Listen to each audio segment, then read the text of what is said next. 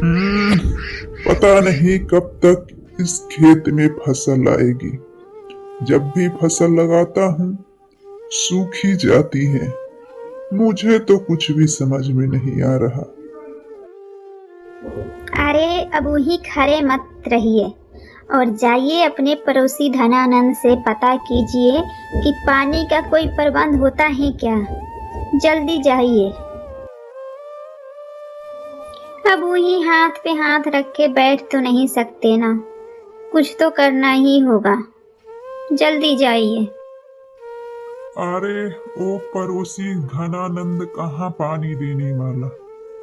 फिर भी जाकर देखता हूँ क्या बोलता है। सीताराम गजानन के खेत में जाता है।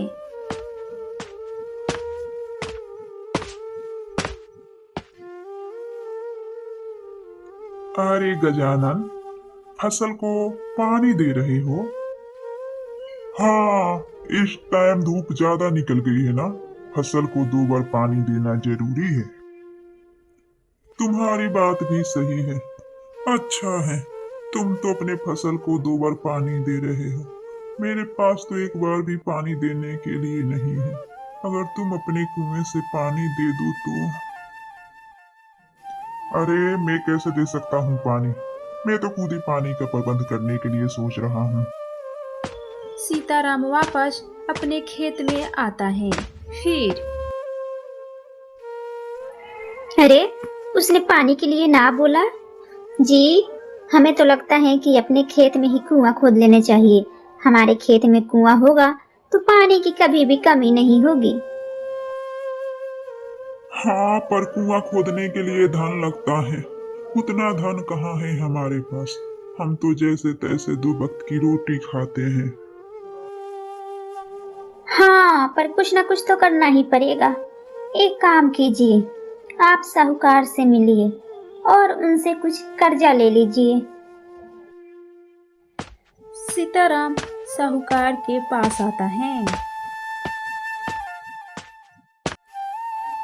राम राम सरकार। बोलो सीताराम, क्या काम है? सरकार, थोड़ा कर्जा चाहिए था। खेत में कुआं बनवाना है। अरे तुमने तो अभी पिछला जो कर्जा लिया है उसे तो अभी चुकाया नहीं। तुम्हें फिर से मैं कर्जा कैसे दे सकता हूँ? सरकार, फसल अच्छी होते ही मैं आपके सारे कर्जे चुका दूंगा। सीताराम साहूकार से कर्जा लेता है और मजदूर बुलाकर कुएं बनाने के काम पर लग जाता है। 2 दिन बाद कुआं बनकर तैयार हो जाता है। शाम तक कुएं का काम खत्म हो जाता है। सीताराम देखता है कि कुएं में पानी पूरा भरा हुआ है।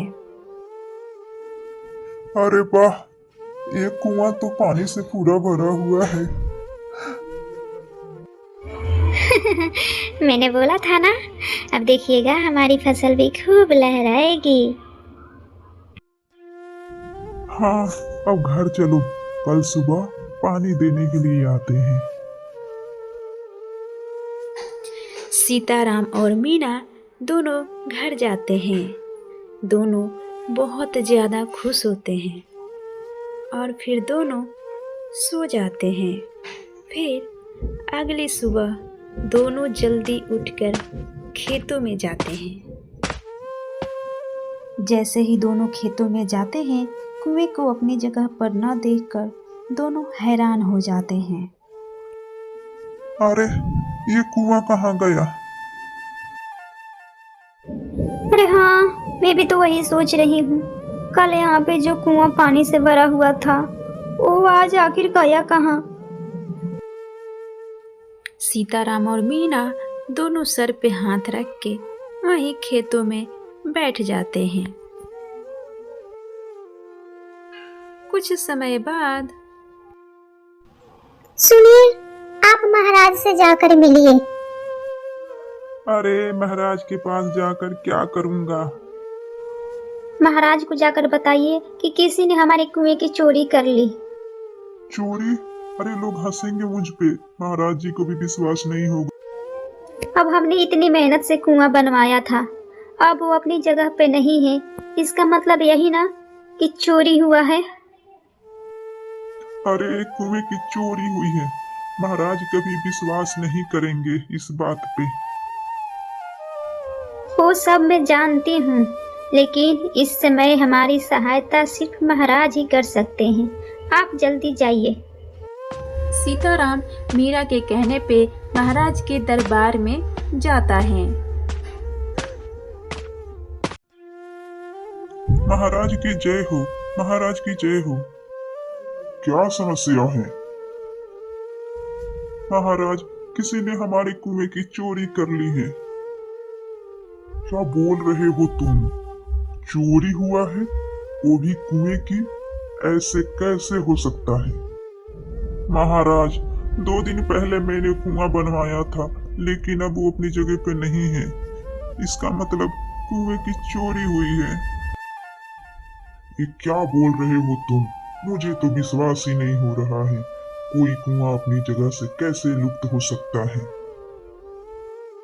महामंत्री, तुमने कभी ऐसा सुना है कि किसी कुएं की चोरी हुई हो? महाराज, मैं तो ऐसी घटना पहली बार सुन रहा हूँ कि कुएं की चोरी हुई है। मैंने पहले कभी नहीं सुना है। मुझे लग रहा है ये झूठ बोल रहा है महाराज। महाराज, आप साहूकार से पूछ लीजिए, उन्होंने ही मुझे कर्जा दिया था कुआं बनवाने के लिए।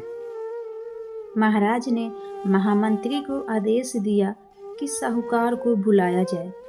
फिर साहूकार को महाराज के दरबार में बुलाया गया। साहूकार, क्या तुमने सीताराम को कुएं बनाने के लिए कर्जा दिया था? जी महाराज, इसे मैंने कुएं बनाने के लिए कर्जे दिए थे। इसने बोला फसल अच्छे होते ही कर्जा वापस कर दूंगा। महाराज, मैंने बोला था ना कि मैं झूठ नहीं बोल रहा हूँ। महाराज के आदेश पे महामंत्री सीताराम के साथ उसके खेतों में जाता है। खेतों में वो अच्छी तरह से निरीक्षण करता है और फिर वो वापस महाराज के दरबार में जाता है।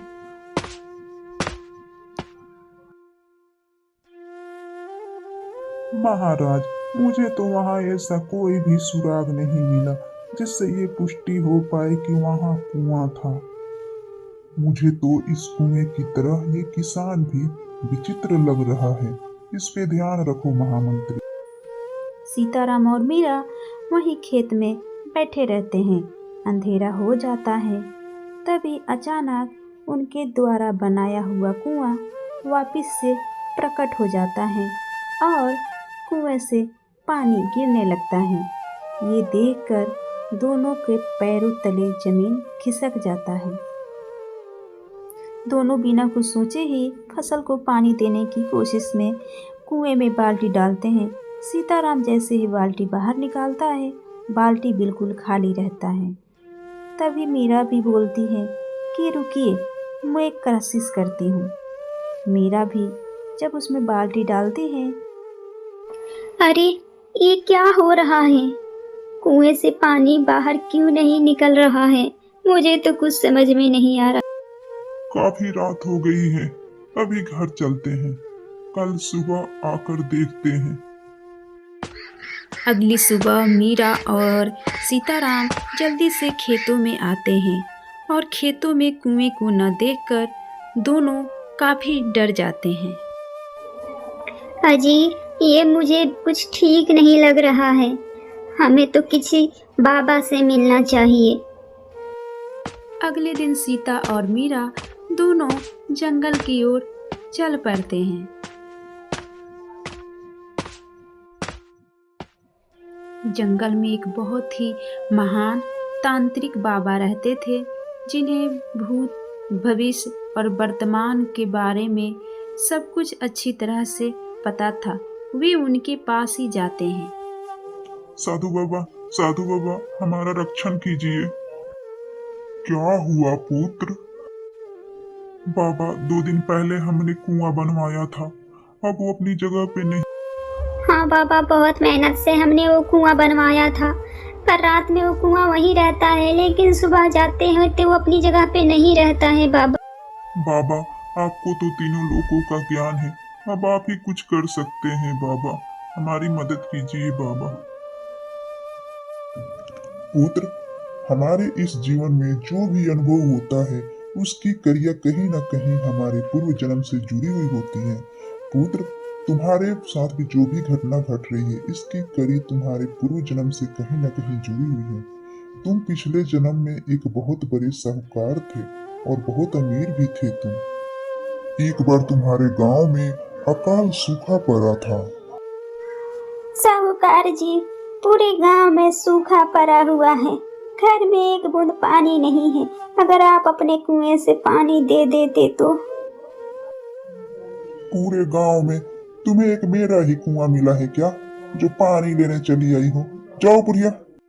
साहूकार जी, गांव के सारे कुएं सूख गए हैं, सभी लोग प्यासे हैं। मतलब मैंने तुम्हें पानी दे दिया तो गांव के सभी लोग आकर पानी लेने लग जाएंगे? मैं नहीं दूंगा पानी। कमला काकी वापस अपने घर जाती है, तभी रास्ते में उसे आंचल मिलती। क्या हुआ, दे दिया साहूकार ने पानी? अरे कहाँ, वो साहूकार तो बड़ा ही दुष्ट है। हम सबकी जमीनें उसके पास है, उसी से जीता है और हमें कह रहा है पानी नहीं दूंगा। आपने उसे बताया नहीं कि गांव के सारे कुएं सूख गए हैं? मैंने बताया था तो कह रहा है जाओ दूसरे गांव से पानी भर लेना, मैं नहीं दूंगा पानी। साहूकार को बहुत घमंड है। देखना एक दिन वो भी पानी के लिए ऐसे ही तड़पेगा, तब उसे समझ आए। गांव के कुछ लोग फिर से साहूकार के पास अगले दिन पानी लेने गए, पर साहूकार ने पानी देने से मना कर दिया। पानी न मिलने के कारण गांव के बहुत से जीव जंतु मरने लगे। गांव वाले सभी गांव छोड़कर दूसरे गांव में जाने लगे। पिछले जन्म में तुम्हारे पास पानी होते हुए भी तुमने गरीबों की मदद नहीं की। बाबा, मेरे पूर्व जन्म की गलतियों का समाधान का कोई उपाय बताइए बाबा। तुम्हारे महाराज पिछले जन्म में बहुत ही अच्छे इंसान थे। वो अगर कुएं को स्पर्श करेंगे तो कुआं हमेशा के लिए वहीं पे स्थिर हो जाए। सीताराम और मीरा महाराज के पास जाते हैं और बाबा के द्वारा बताई गई सारी बातें बताते। अगर साधु बाबा ने ऐसा कहा है तो हमें उनकी आज्ञा का पालन अवश्य करना चाहिए। महाराज सीताराम के खेत में जाते हैं और उस कुएं को अपने हाथों से स्पर्श करते हैं और कुएं से पानी भर के गिरने लगता है। सीताराम से बाबा फिर कहते हैं, सीताराम, अब तू हमेशा गरीबों की मदद करना। फसल अच्छी होते ही सीताराम साहूकार के कर्ज वापस लौटा देता है और सीताराम और मीरा दोनों बहुत खुश रहने लगते हैं और हमेशा गरीबों की मदद करते हैं। तो दोस्तों, इस कहानी से ये शिक्षा मिली है कि हमें कभी भी खुद से घमंड नहीं रखना चाहिए और हमेशा दूसरों की मदद करनी चाहिए। तो दोस्तों, आपको ये कहानी कैसी लगी कमेंट बॉक्स में ज़रूर बताना और आप चैनल पे नए हो तो चैनल को सब्सक्राइब कर लेना ताकि हमारी न्यू वीडियो सबसे पहले आप तक जाए। धन्यवाद।